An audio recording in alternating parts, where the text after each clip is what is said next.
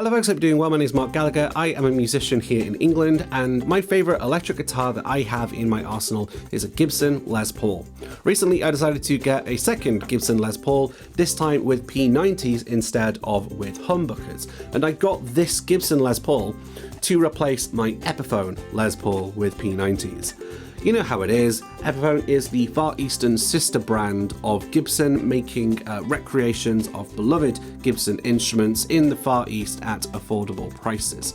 That is the intent, and depending on which side of the fence you fall on, either Epiphone are absolutely great and all you're paying for on a Gibson is the brand name, and some others might say that you definitely get what you pay for. So we're going to find out just how different Gibson and Epiphone really are. Let's do a shootout.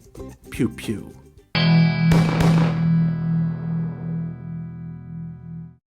I've already done a full gear profile episode on my Epiphone because I know it pretty well, having spent about 9 months with the guitar. Comparatively for the Gibson, I've only had a few weeks with it, so I've not given it the same treatment. I thought I would delve into this little A-B comparison video first. I've gone into my Fender Blues Junior directly. Here are the settings. I've set the amp to being a little bit breaking up. As far as I'm aware, I don't have any processing going on. I only went through a Boss ME80 so I could tune in between takes. I'm going to play some rock riffs, I'm going to play some lead, I'm going to do all of this on each of the 3 positions, whether it's neck, middle, or bridge pickup. And also I thought it'd be interesting to demonstrate the difference between having a treble bleed and not having a treble bleed. I have a treble bleed in my Epiphone because I like the sound of it. I mostly spend my time sat in front of my guitar amps playing to myself, so when I need to roll the volume back for loudness reasons and consideration of my neighbors, I hate the loss of top end clarity, and that's why I got the treble bleed mod fit in. It's something I entirely plan to do to the Gibson, but I've not changed anything so far about the Gibson yet, and I thought it'd be interesting to demonstrate using P90s in a one-to-one comparison pretty much the difference that having such a modification makes. Either way, that's all the talking out of the way. We're just going to go straight into the sound comparisons now of the Gibson versus the Epiphone.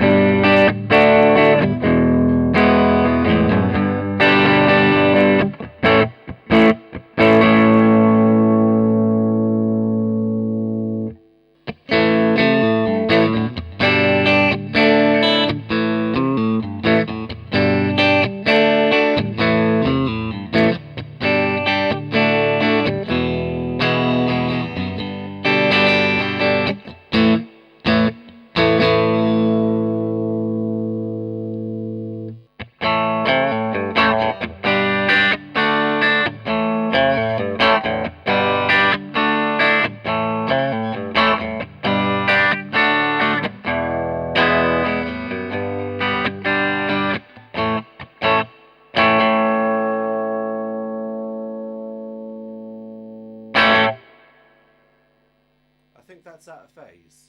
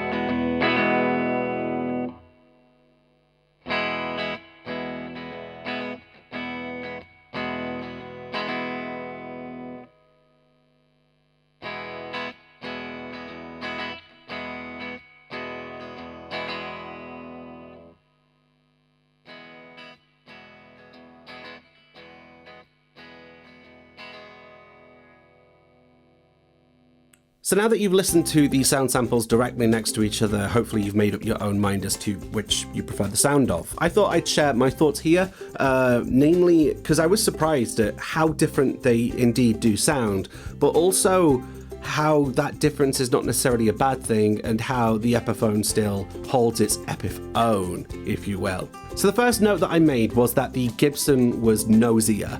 It had a bit more of a mid push, which unfortunately meant that at points it could be a bit like this. However, that being said, the Epiphone, it had a lot of clarity, especially in that neck pickup. So I do think, broadly speaking, that neck pickup sound, I think I prefer the Epiphone. Like I said, the Epiphone has a bit more like top end clarity, and I'm not sure if that's because of the treble bleed mod. Speaking of mods, this Gibson has had stuff done to it by previous owners before me. So the pickup covers and the scratch plate were cream. I don't know if the previous seller has changed the pickups themselves or just the covers, but one big issue that whoever did it made was that the middle position sounded out of phase to me, and obviously that means that the Epiphone sounded better, but I don't think that's how Gibson intended this to sound. So it's some work that I do have to do to get this right. Next thing I noticed was on the bridge pickup sound, I felt like the Gibson, yes, it did have less treble, but I felt like it still worked really well with overdrive. I was going into my Fender Blues Junior directly and the amp was cooking a little bit. That drive was coming just from the amp. I wasn't using any drive pedals. But I do still think that the way the bridge pickup on the Gibson interacted with that amp and that amp's overdrive, I found that one a little bit more satisfying. Comparatively, while objectively, yes, the Epiphone has more treble, I feel like that's also a little bit brittle in terms of the sound sample that I played and listened back to and played for you guys. In terms of which is better, I think it's difficult to say a definite, like, better full stop. What I would say is I think the Gibson, purely based on the sound samples that we've done today, I feel like the Gibson is a bit better suited to rock in terms of the way that those pickups are interacting with the amp. However, I feel like the Epiphone, with its greater amount of clarity and air in the tone, I feel like that is better suited to clean sounds and to maybe jazz. I think that would work really, really nicely. So I do still have some work to do in order to really optimize the Gibson. I think in a perfect world, I would take the neck pickup of the Epiphone and then I would take the bridge pickup of the Gibson. I think that would be the best of both worlds for me and my tastes. However, I do have a bunch of work that does need to be done on the Gibson to really optimize it. I got this Gibson for quite an insane price of just £550, which is very, very cheap for an actual Gibson Les Paul. That being said, a bunch of things has been done to it, including this relic job, including whatever's gone on with the pickups, including changing the tuners to this sort of gold hardware thing, but not changing the bridge and tailpiece to match, which that irritates me a little bit. Something's up with the switching, and then something's also up with the pickups as well, whether that is just the phasing between the two, whether it's just a change of covers, whether it's a change of pickups entirely. I do want to do some more things to really get the most out of this Gibson. But yes, I do think the Epiphone really held its own in that shootout, so I don't think you're missing too much if you do get an Epiphone. Maybe it suits your needs a little different. Last thing to mention is that both Les Pauls are aiming for different things. So the Epiphone is a 56 gold top, so it's aiming for that kind of sound, whereas the Gibson is a Les Paul 60s tribute, meaning that both of these guitars aiming for different eras are going to be aiming for certain different sonic profiles. That being said, a Gibson with P90s versus an Epiphone with P90s, I think I prefer the Gibson overall, mainly because of the brand name, but also because I like the way that the bridge pickup interacts with the overdrive, even if it does carry a bit less treble for clean sounds, which I also like. And honestly, the Epiphone held its own really well. It sounds great for clean sounds. It could work really well for jazz, especially if you utilize that big speed to the best of its ability. And there you have it, guys. That is my comparison of the Epiphone versus Gibson in a little shootout. Pew pew. My name is Marc Gallagher. Thank you for watching, and if you like, you can follow me on your social media of choice at Marc Gallagher Music. You can support the things that I do on Patreon, patreon.com/Marc Gallagher Music. But for now, my name is Marc Gallagher. Thank you very much for watching that video, and you can like the video if you want, you can share it if you feel compelled to, and you can follow me on places. I'll catch you down the road.